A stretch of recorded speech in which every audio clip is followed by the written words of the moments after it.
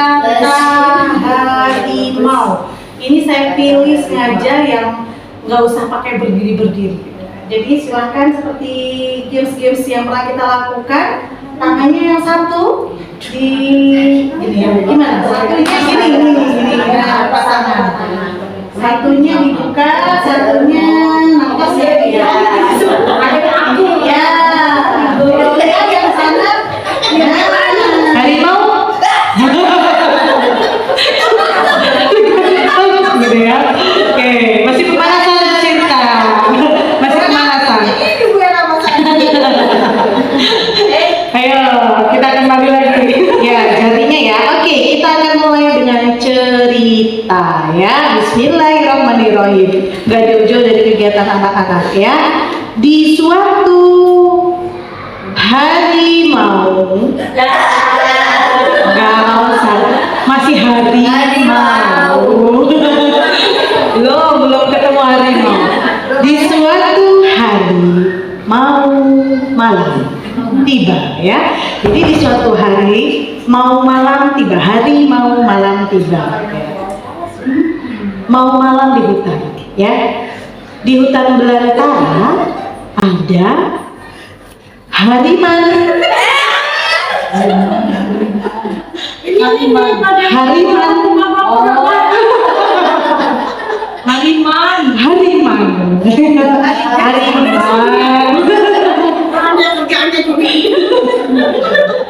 Iya, masih ada hariman.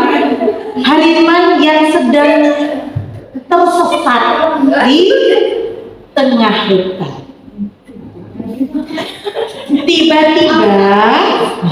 Tiba-tiba di semak belukar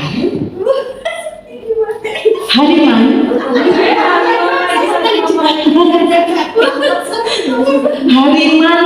melihat harimin. Masih melihat harimin ya.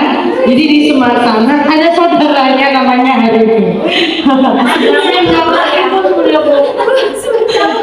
Jadi hariman melihat harimin di tengah belukar ya. Iya. Hariman di semak belukar melihat harimin yang sedang dikejar harimau. Saya ketangkap.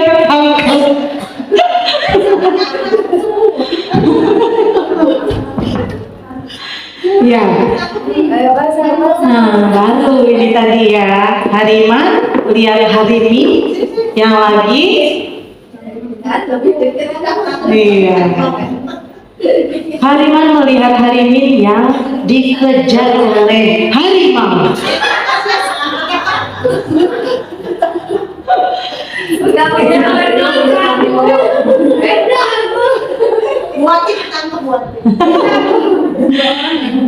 Ya. Jadi siapa yang udah ditangkap?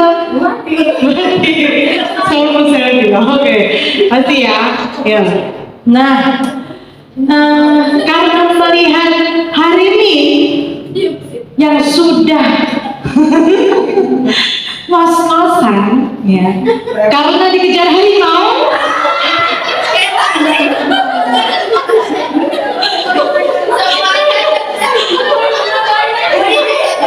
Ini namanya yang pas kuda.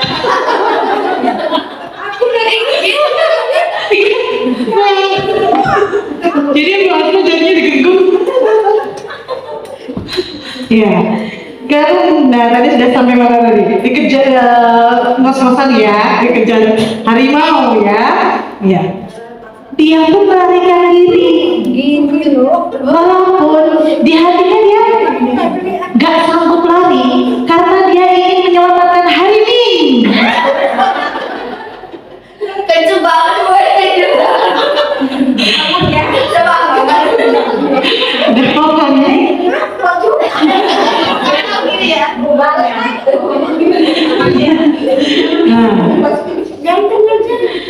tapi karena tidak kuasa dan tak berdaya, dia memutuskan bersembunyi di balik pohon besar. Itu apa itu disembunyi? Saat ia bersembunyi di balik semak, di balik pohon yang besar, dia lihat hari ini sudah tak sanggup lagi melarikan diri. Ia pun mencoba untuk menyelamatkan hari ini. Ini buat kecil. Salah satu upayanya untuk menyelamatkan saudaranya itu, dia pun keluar dari balik pohon untuk menarik perhatian harimau. Ini gak ada yang gerak, gak nangkep, gak. Aku mau nengok apa? Rasa pakai ini kotak perasaan. Ada pagi. Dan akhirnya dia berlari mencari perhatian harimau, sehingga keduanya berusaha lari menyelamatkan diri dari kejaran harimau. Tepuk tangan semuanya. Masya Allah. Udah kenal berapa kali? Sekali. Saya sih emang nggak pernah kena. Ya, harimau ya. Sekarang kita akan ke sini. Kita akan sama-sama mengulang kembali, mengingat kembali apa-apa yang sudah Bu Guru lakukan mungkin di kelas, bahkan sudah sharing ke teman-teman tentang bagaimana teknik dasar bercerita. Ini tentunya hal yang mendasar sekali buat Bu Guru ya. Kita hanya akan bersama-sama mengulang kembali. LO-nya, attitude-nya, A. Guru memiliki semangat bercerita dengan penuh makna. Skill-nya diharapkan kelak guru memiliki kemampuan dasar bercerita yang menarik ya, jadi dia bisa berimprovisasi. Kemudian secara knowledge-nya, capaiannya adalah guru paham teknik dasar bercerita dengan tepat. Ya, oke, ibu-ibu diawali dari sini. Faktanya dari Indonesia, faktanya di Indonesia atas apa yang kemarin kami terima di sana, informasinya dari Badan Pengembang Bahasa. Indonesia itu menempati ranking ke 62 dari 70 negara berkaitan dengan tingkat literasi. Nah, berarti kita ada di 10 negara terbawah. Berarti nomor berapa peserta? 8 dari bawah. Bukan 8 di atas. Ya, lihatin ya, yang memiliki tingkat literasi rendah, ya ini dari OECD ya. Ini yang memberikan melakukan penelitiannya. OECD ini meneliti ranking literasi ya negara-negara, dan Indonesia ada di situ di 10 negara terbawah. Kemudian ada fakta-fakta unik yang lainnya. Nilai total indeks literasi digital di Indonesia itu di tahun 2023 ada di level 3,65 dari skala 1 sampai 5. Berarti angkanya termasuk tinggi ya untuk indeks literasi digital. Artinya apa? Suka ini ya, banyak mengakses literasi digital ya. Kalau Bu Asma bilang main HP gitu ya. Kalau kita itu apa ya, banyak yang rata-rata tuh membaca digitalnya naik. Bahkan di wawancara di sekolah kita pun kalau ditanya ya Bu Yani, dari mana ayah bunda mendapatkan literasi untuk pola pengasuhan anak atau parenting, jawabannya dari internet, dari Google, dari Insta Story yang banyak dari situ mereka mendapatkan, dan itu disampaikan saat itu. Nah, kemudian tadi Indonesia, sekarang kita ke Lampung. Salah satu alasan kemarin kenapa agenda ini dilaksanakan di Lampung, ini salah satunya. Indeks literasi anak di Lampung berdasarkan capaian nilai pun Lampung termasuk wilayah dalam kategori memprihatinkan. Jadi rasanya sedih ya, senang dapat perhatian tapi sedih kok perhatiannya karena hal yang kurang baik gitu ya, ada di kategori memprihatinkan. Jadi secara angka buta huruf itu berkurang di Indonesia, bahkan di Lampung. Kalau dulu kan kita misinya memberantas buta huruf, kalau sekarang buta huruf sudah berkurang, sudah naik untuk orang-orang yang melek baca, melek hurufnya. Namun pemahaman terhadap teks bacaannya menjadi rendah. Nah, kebayang ya kalau anak-anak kita di soal-soal saat diadakan itu kan banyak dihadirkan soal-soal yang butuh analisis ya, soal cerita. Nah, di situ terukur bagaimana mereka mampu menyelesaikan soal-soal cerita. Nah, jadi mereka semuanya bisa membaca, namun pemahaman terhadap teks bacaan itu rendah. Ya sehingga timbul ada kelompok masyarakat yang mudah terprovokasi karena sebuah berita, misalnya ada isu apa, karena bisa jadi salah satu penyebabnya adalah kemampuan pemahaman terhadap teks itu rendah, sehingga mudah ya terprovokasi, mudah terbawa berita gitu. Jadi seperti buih ya, mudah sekali terbawa arah gitu ya. Nah, Ibu Guru, kalau kita ini di TK ya seru sama anak-anak ya. Ada di sini yang lahirnya di era 80-an. Saya 80-an. Usia Boris.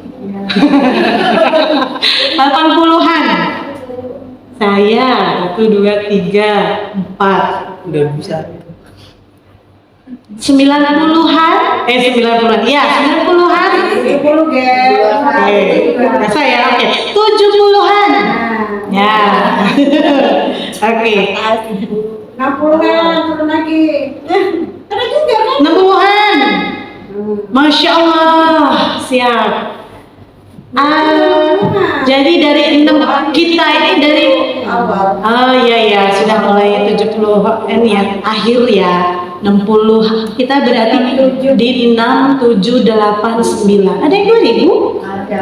Oh 2000, iya. Nanti kita lihat ya perbedaannya ya. Gitu ya. Berapa? 2000 pas.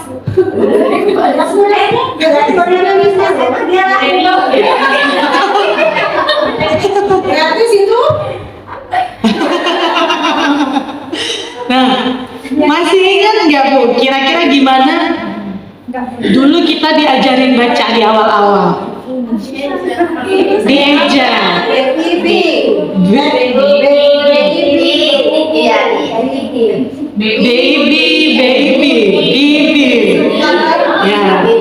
Ibu. Wah, udah keren ini ya, pakai kartu baca. Oke, IN ini.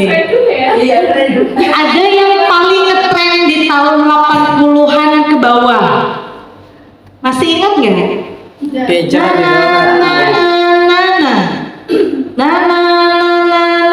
Ingat nggak? Ada itu. Apa itu? Apa Bu?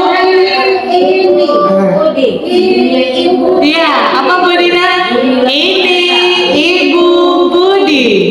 Terus ini Ayah Budi. Nadanya sama ya? Hampir begitu ya? Terus gurunya masih ingat nggak Bu? Gimana cara ngajarinnya di kelas?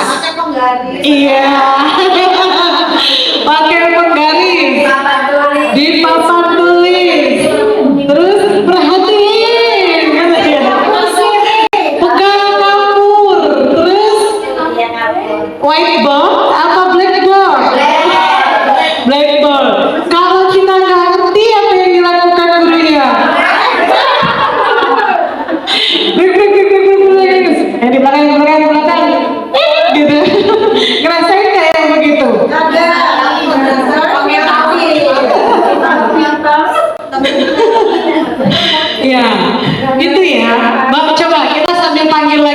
ingatan kita, memori kita.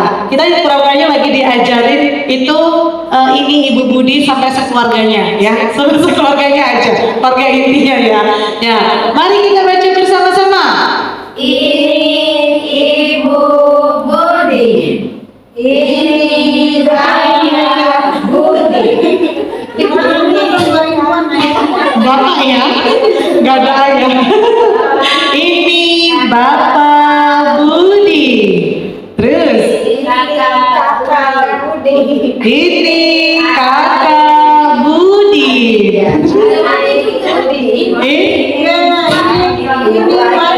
Ini kakak Budi. Iya, Wati Kakak Budi. Aslinya Wati Krama adanya Budi. Iwan. Kalau Iwan siapanya? Iwan adik Budi ya. Aman Budi. Ya, kira-kira gitu ya. Jadi sama bahkan nadanya pun kita masih ingat ya. Kalau dipanggil langsung tuh memorinya pulang ke masa itu gitu ya. Tapi masalahnya memorinya memori yang baik atau memori yang buruk ya, kita nggak tahu ya. Nah kira-kira Bu, dari cara yang kita lihat ya, dari cara-cara yang mungkin para pendahulu kita ajarkan, kira-kira gimana dampaknya ke anak-anak? Apakah mereka jadi suka membaca? Apakah mereka jadi antusias membaca? Mungkin untuk yang berhasil iya ya. Ada yang datang ke sekolah takut gara-gara suruh maju suruh baca? Ada ya. Tapi orang kita dulu senang baca loh. Buku itu saya SD. Wah, Masya Allah, ini adalah contoh yang berhasil dari gurunya menanamkan ini Ibu Budi dengan cara yang menyenangkan.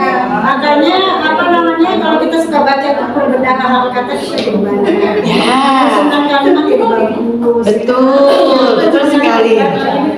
Ya, nah jadi ada dua impact ya dari pelajaran ini Ibu Budi yang apa? Kalau istilahnya mungkin klasikal ya, yang pakai penggaris tadi. Bisa jadi yang berhasil seperti yang Bu Yani, Bu Wati, Bu Asma lakukan dan katakan tadi. Saya termasuk yang akhirnya suka. Berarti berhasil Pak Guru ini menanamkan kecintaan, ketertarikan terhadap baca dan kepada muridnya. Beda kasus dengan anak-anak yang kebanyakan gitu ya. Gara-gara diajarinnya pakai penggaris, terus kalau nggak ngerti gitu ya. Nah besoknya anak-anak pada takut pelajaran membaca. Nah kalau saya sampai menemukan yang demikian di kelas saya, memang tidak semua anak, tapi beberapa anak mengalami trauma yang demikian. Bahkan sampai kelas 3 dia putus sekolah karena dia malu diajarin baca sama gurunya. Saya ingat sekali. Jadi dia sampai kelas 3 semester 1. Cawu deh, cawu ya dulu ya. Cawu 1, cawu 2, cawu 3 ya. Cawu 1. Gara-gara selama cawu 1 itu di screening yang belum bisa baca di kelas 2 dipanggil terus diajarin pakai cara yang metode yang tadi itu. Nah, ini salah satu efek negatifnya ya dari itu, dari pengalaman belajar yang lama. Nah, sebetulnya kalau sekarang mungkin karena sudah ini ya, alhamdulillahnya ya, kita apa ya, kalau mungkin Ibu Guru, karena saya tuh dulu di gunung ya, jadi literasi tuh dikit banget. Kalau nggak karena itu perpustakaan yang dikunci terus sama guru di lemarinya itu dikunci, itu dibuka gitu ya, dibuka dan kita nyelip-nyelip masuk baru bisa dapat buku, itu mungkin kami nggak dapat buku bacaan lain selain itu. Nah, beda mungkin kalau teman-teman yang lahirnya di kota, dia bisa banyak akses buku. Bu Maria gimana? SD ku gak ada perpustakaan. Ya Allah. Jadi 3 SD itu kan gabung SD 1, 2, 3 Karanganyar dan tidak ada satupun perpustakaan. Ya Allah. Jadi sumber bacaan hanya pure yang dipakai di Sekolah. Saya sedih banget. Kami itu malah perpustakaan setelah SMP itu setelah kelas 2. Ya Allah. Setelah kami punya gedung baru, baru kami merasakan ada perpustakaan. SMP. Ya, Sudah. SMP kelas 2 tapi kan baru pindah gedung. Ya, ini ya kondisinya dulu ya, dan barakallah gitu. Kamu dari sana lah tinggalnya. Iya.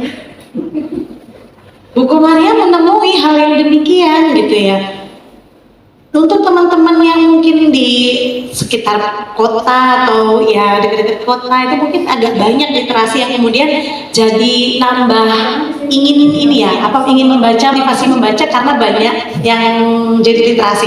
Lah yang tadi misalnya contoh seperti yang Buku Maria, apa nggak berhenti di situ karena nggak ada referensi lain yang bisa dijadikan menarik gitu, yang jadi daya tarik itu apa? Karena selain apa yang disediakan guru di kelas cukup itu ya. Nah, padahal gitu ya, bercerita itu jendela ya. Kalau kita nyebutnya jendela dunia, jendela ilmu. Kalau Jafran bilang jendela dunia gitu.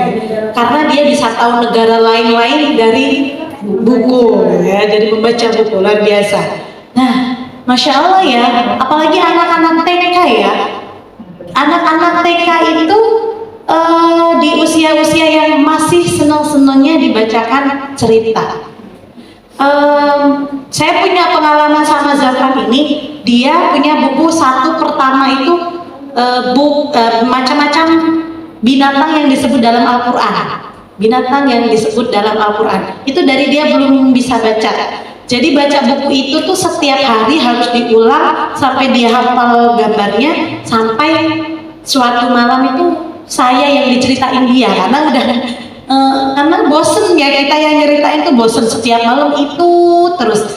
Tapi mereka ternyata enggak bosen, sehingga kita malah yang diceritain tidur dia ya. Jadi malu sendiri ya karena minta diceritakan, kita yang nggak sanggup lagi. Nah sebenarnya anak-anak punya ketertarikan yang luar biasa ya, karena dari manfaat membaca itu banyak sekali manfaatnya.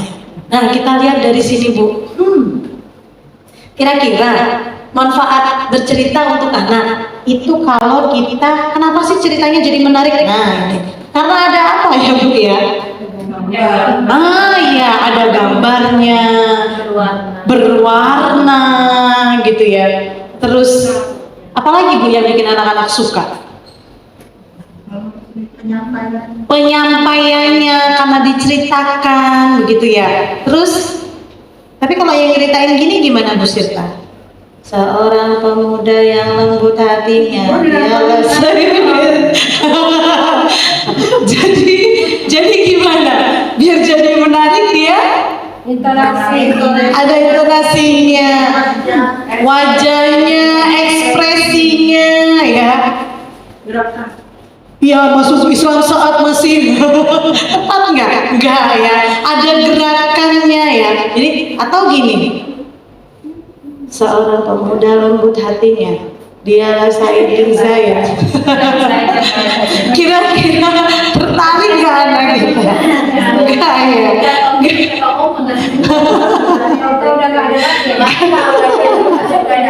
Iya, jadi Masya Allah ya, butuh apanya? Ada medianya, ada suaranya yang dengan intonasi gitu ya. Intonasi aja coba kita. Yang tanda seru itu artinya apa Bu? Tanda seru, penegasan ya. Kalau titik apa? Titik itu pernyataan ya. Kalau petik Itu perkataan, ya, yang berbicara. Ada yang berkata gitu. kalimat langsung ya.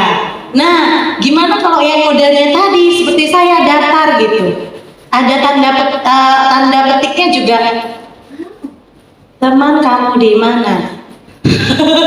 Itu apa? Pernyataan apa tanda petik? Pernyataan. Kalau tanda petik gimana? Ya, teman, kamu di mana? Kalau penegasan,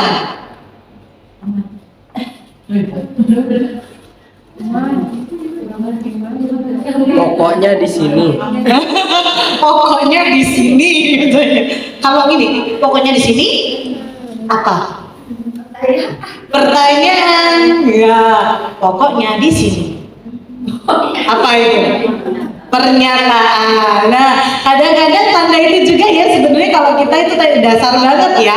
Titik bacanya gimana, koma bacanya gimana, tanda seru gimana dan seterusnya. Nah, ternyata manfaat bercerita itu banyak. Yang pertama manfaat kognitif dari buku yang kita bawa ke anak-anak yang ada gambarnya. Ternyata gambar-gambar yang kita tunjukkan ke anak itu bermanfaat untuk membantu anak memahami isi cerita. Kalau baca buku yang saya lakukan begini tadi, tepat nggak Bu Guru? Harusnya gimana Bu Guru? Keliling aja sih, keliling aja nggak apa-apa. Dipraktikkan.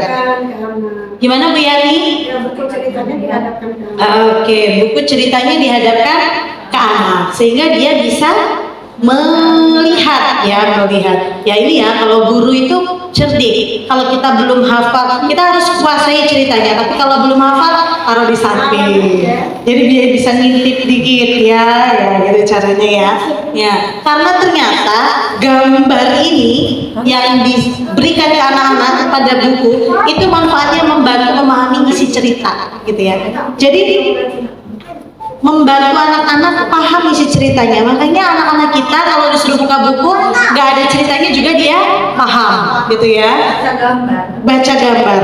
Dia sedang apa itu dia bisa memaknai. Kemudian bantu anak menyusun ulang narasi yang diingat. Jadi sudah diceritakan berulang-ulang, nggak usah lagi diceritakan, ditunjukkan gambarnya, dia bisa mengulang narasinya berdasarkan gambar. Nah ini secara kognitif ya, ini secara umum ya. Terus manfaat secara emosi, gimana nih Bu? Emosi tadi termasuk sesuatu yang penting ya tadi dalam membaca ya. Karena bercerita bukan cuma sekedar menyampaikan informasi cerita, tapi mau membangun nilai-nilai yang ada dalam buku ke anak kita. Jadi butuh ada melibatkan unsur emosi di dalamnya. Nah, bisa merubah seseorang bahkan dari sebuah kisah. Cerita itu adalah nasihat yang paling tepat. Nasihat yang paling tepat, betul sekali. Melatih perkembangan imajinasi. Jadi, ketika diceritakan sesuatu, dia akan terus ya, dia akan berimajinasi sesuai dengan apa yang kita ceritakan, atau bahkan dia melampaui. Ya pernah ya kita dapatkan murid mana Bu Iin ya, pernah putra Bu Surya ya, kita ceritanya masih di bumi, dia sudah sampai ke angkasa. Jadi prediksi imajinasinya itu ya di TKA di kelas ini ya, kita masih cerita barang benda-benda di bumi, dia sudah melejit ke angkasa. Benda ini kalau ke angkasa dia akan melayang dan seterusnya. Luar biasa imajinasinya ya. Siapa ya? Saya lupa namanya. Sahid ya. Nah, kemudian membantu perkembangan aspek sikap sesuai tema buku cerita. Tadi yang Bu Guru bilang ya. Jadi kalau sikap tertentu yang ingin kita tanamkan dari buku, dia akan dapat dari disentuh emosinya, senang berbagi, bersabar, menunggu giliran sesuai dengan cerita yang dibaca. Karena ternyata perkembangan imajinasi ini mendukung daya kreativitas, memancing daya kreativitas sehingga dia bisa jadi ilmuwan di masa depan. Ini yang untuk sisi emosinya. Nah, ibu-ibu, kita baca yuk sama-sama. Sebuah keniscayaan. Kita coba lihat. Anak-anak kita suka bercerita? Suka cerita? Suka. Ya, semua anak Cerita juga malah. nah, suka cerita, makanya suka cerita karena dia suka mendengar cerita, suka mendapatkan cerita.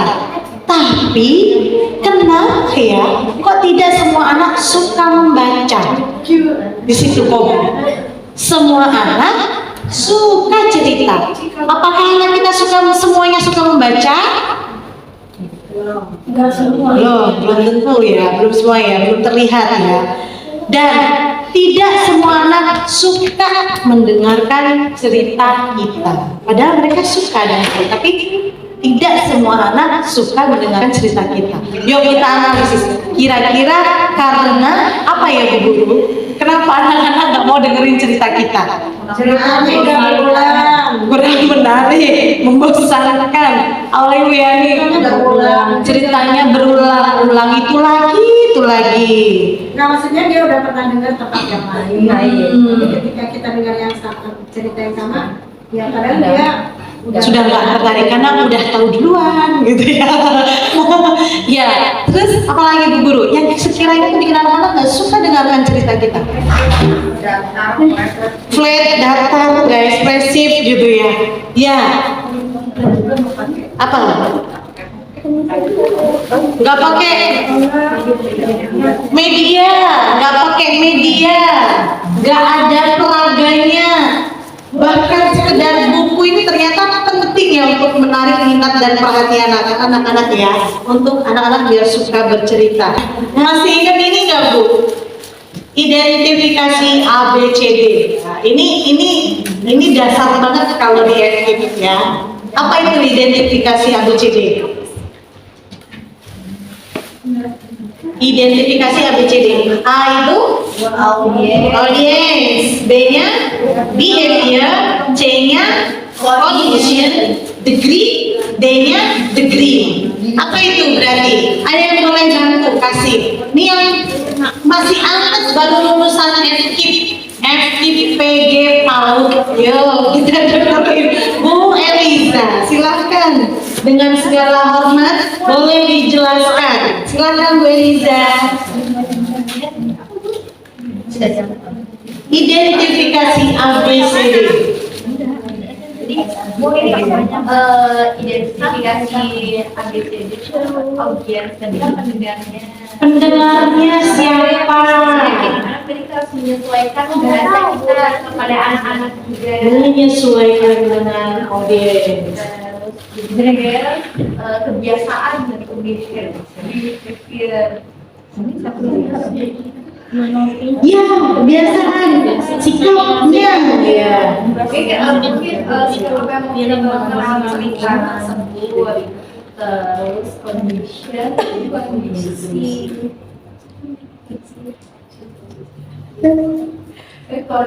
mungkin ini kondisi di lingkup apa? Di kondisi kita ini kan anak-anak di usia 4 sampai 6 tahun, bagaimana kondisi apa durasi cerita atau latar belakang ceritanya, atau ternyata akhir-akhir ini udah terjadi banjir, kita bisa mengangkat kondisi tersebut. Terus degree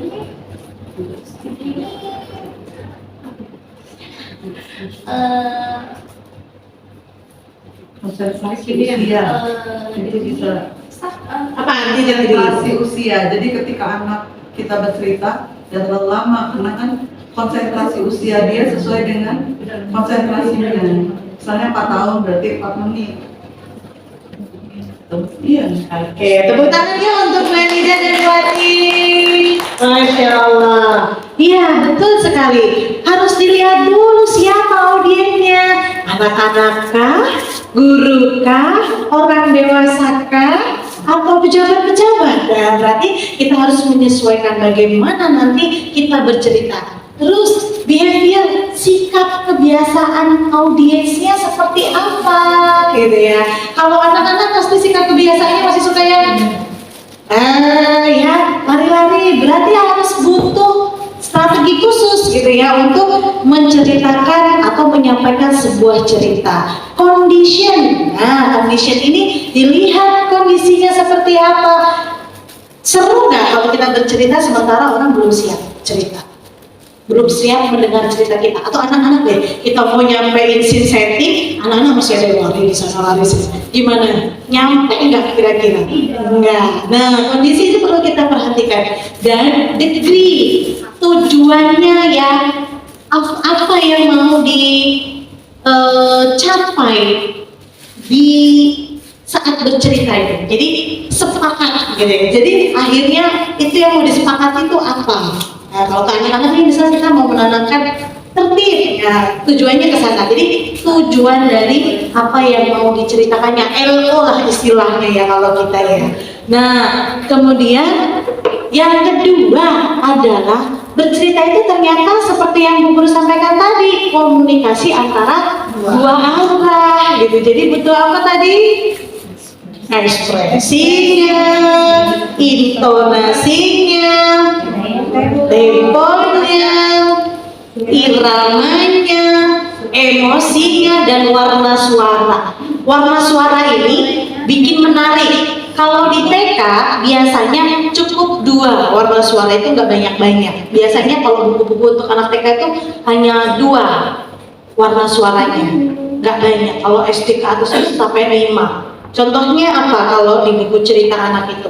Kalau Halo Balita itu biasanya hanya ada Sali dan Saliha. Nanti nambah ya, ada Ayah dan Ibu Sali gitu ya. Dan jadi warna suara juga harus dibedakan. Nah ini yang kadang-kadang jadi PR kalau kita di TK. Kita nggak punya Pak Guru. Jadi ketika kita mau menanamkan sosok dengan warna suara yang tegas seperti Umar bin Khattab, itu pun nggak bisa jadi sempurna gitu, karena kita perempuan gitu. Nah ini yang kemudian penting ya, kita coba latih warna suara kita. Kalau jadi anak-anak, Assalamualaikum Bu Guru, kurang ya? Coba kalau anak-anak gimana kalau anak-anak? Assalamualaikum. Kalau ibu? Jadi ibu. Kita mau bedain karakter anak, warna suara anak sama ibu. Gitu ya. Jadi memainkan warna suara dalam bercerita. Dan yang ketiga, bercerita merupakan apa Bu Guru? Jembatan penugasan berikutnya. Itu sering kita lakukan ya. Biasanya kita pakai BCCT kita loh. Behavior, central, behavior, circle, time. Ya, behavior. C-nya 2. Behavior saya lupa satu ya apa ya. Pokoknya iya, behavior, circle, center. Ya bisa jadi behavior, circle, center gitu ya. Iya, itu ya bahasanya scene setting lah kalau di ini ya. Sering disebutnya scene setting. Nah, ini ya apa Bu Maria? Behavior, beyond center ya nih maaf. Beyond center dan circle time. Nah kalau Bu Elinisman nyebutnya scene setting gitu ya, scene setting lah ya. Nah, jadi itu jembatan untuk penugasan berikutnya. Sering ya kita gunakan ini ya di sekolah ya. Jadi untuk memasuki penugasan berikutnya kita pakai cerita. Nah jadi mau seperti Rasulullah, baru kita masuk tugasnya begini. Senyum, salam sapa dan seterusnya. Baik, ini ya Bu Guru.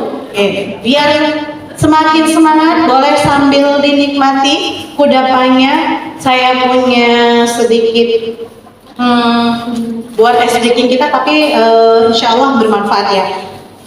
Jadi salah satu buku yang diterbitkan, buku digital yang diterbitkan kementerian itu ada yang buku khusus audio, untuk ada audionya dan untuk apa? Rungu ya. Jadi ada gerakan. Kalau sekarang gerakan apa? Apa itu artinya? Apa? Ini? Waktunya berubah ya. Ya, ini yang viral ya. Waktunya berubah gitu ya.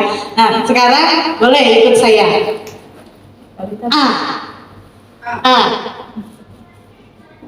A. B. C. D.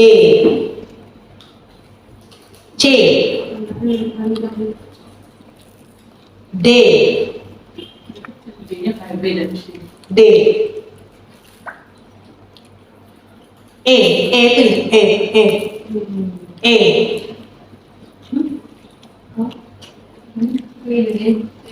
Ya. F. G.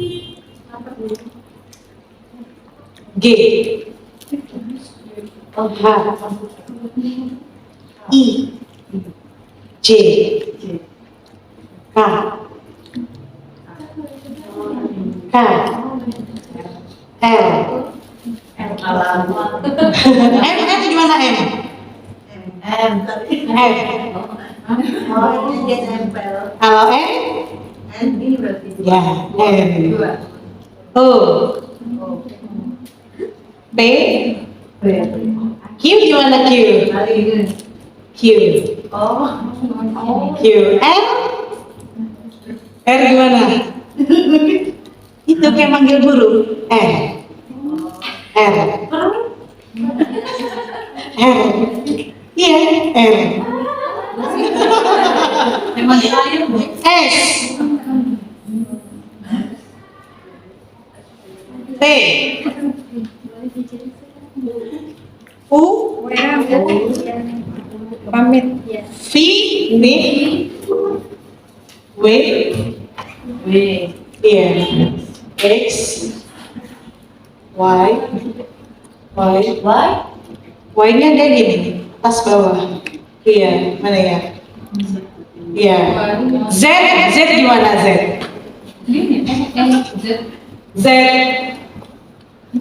Z. Z. Z. Z. Z.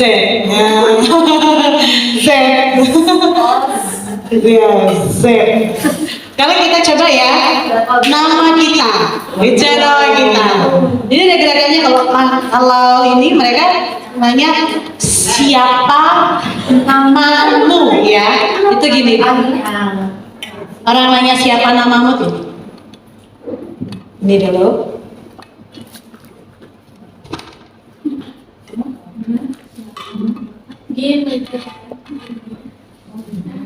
Kamu namamu siapa? Jago sendiri ya, jangan jago yang ditanya. Jadi ini. Coba ya. Namamu siapa? Jadi ini dulu. Kamu namamu siapa? Hah? Siapa namamu? Siapa? Ya, jadi gini dulu. Kamu namanya siapa?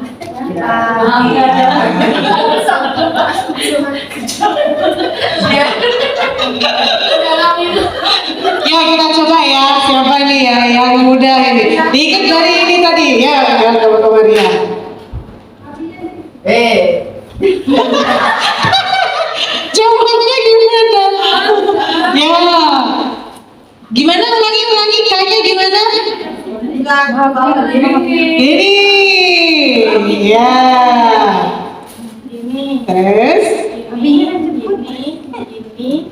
Ya, nggak 2 kali sekali aja.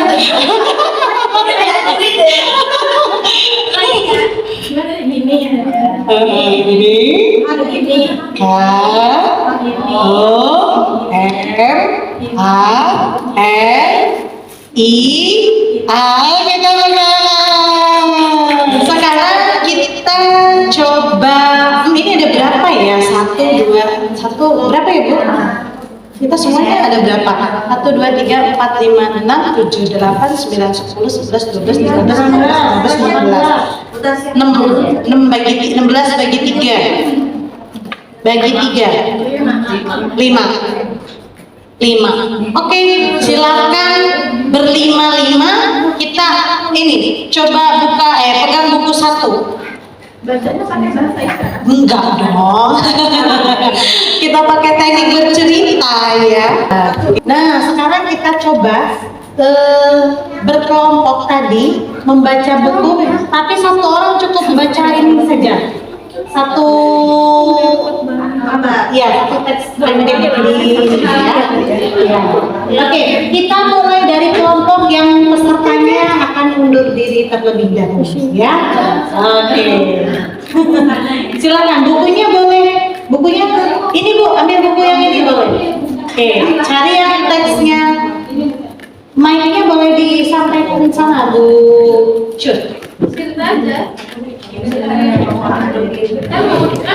pulang duluan. Bukan pulang. BPI. Assalamualaikum BPB.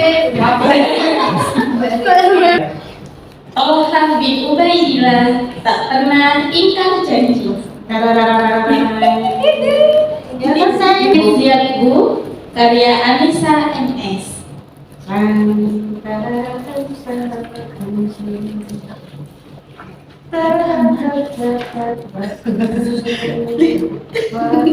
Buku ini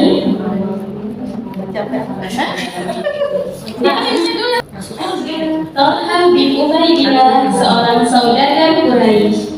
Ia adalah seorang yang cerdik dan punya kelebihan dalam strategi berperang. Berdagang.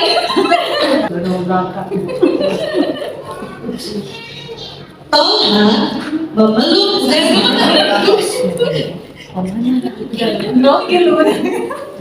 Tolha memeluk Islam lewat perantara Abu Bakar Ash-Shibli.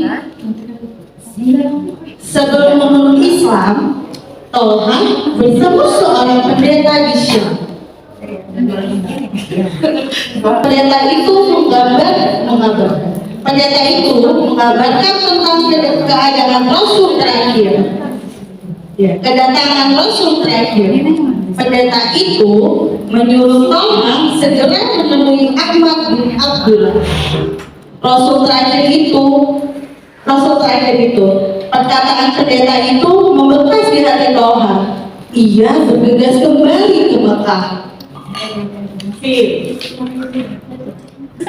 Setibanya di Mekah, keluarga Tolha menceritakan suatu peristiwa.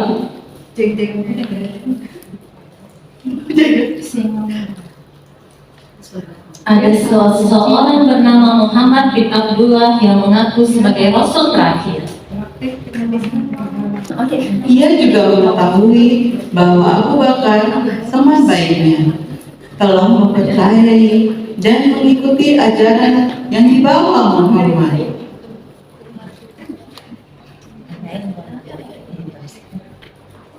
Tolha segera menemui Abu Bakar dan menanyakan mengenai berita tersebut.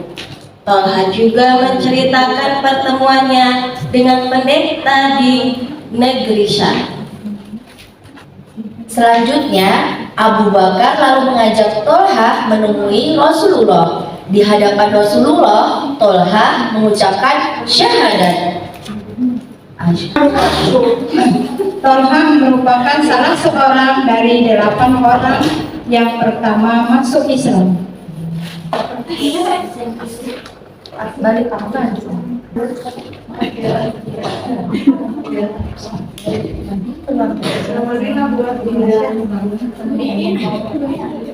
Bagi keluarganya, masuk Islamnya Tolha bagaikan petir siang bolong, sangat mengejutkan.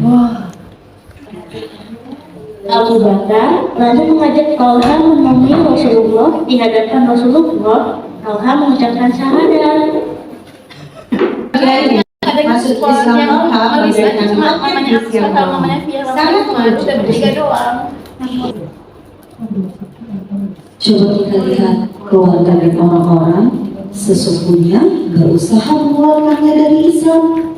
Awalnya dengan cara halus, lama-lama dengan cara kasar, karena Tolha tetap teguh dalam agama Islam.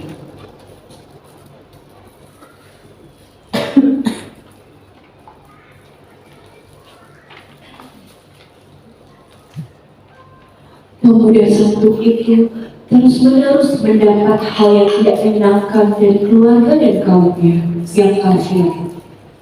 Bahkan ibu Tolha pun ikut mencaci makinya karena ketaatannya kepada Allah dan Rasulullah. Menyeret Abu Bakar dan Tolha hingga mereka terluka.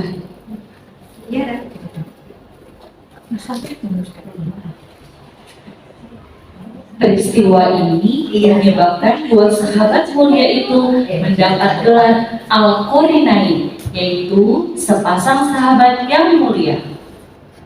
Cobaan dan ujian hidup Tolha tak berhenti sampai di situ.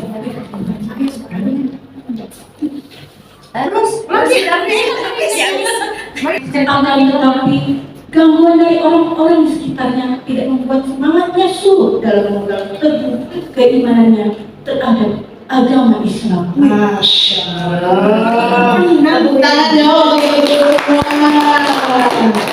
Oke, terakhir sebagai penutup, silakan berpasangan menyebut kembali ya, apa sih syarat bercerita yang menarik, butuh apa, dan apa. Kita beri waktu 2 menit saja. Silakan saling berhadapan menyebutkan yang enggak dapat pasangan 2 menit 3. Ya, 2 menit saja ya, menyampaikan pula apa saja yang dibutuhkan dalam menyampaikan cerita.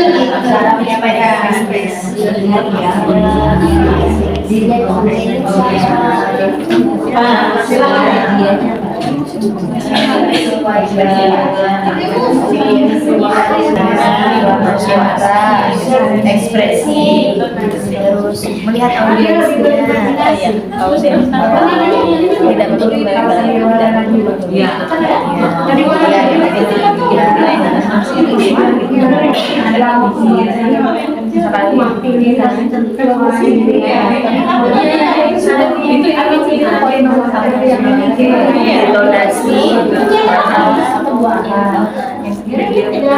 media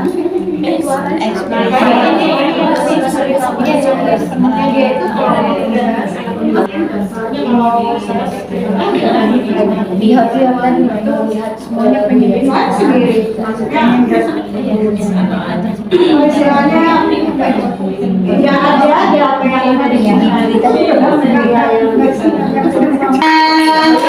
Iya, ini ya firman Allah ya di Quran surah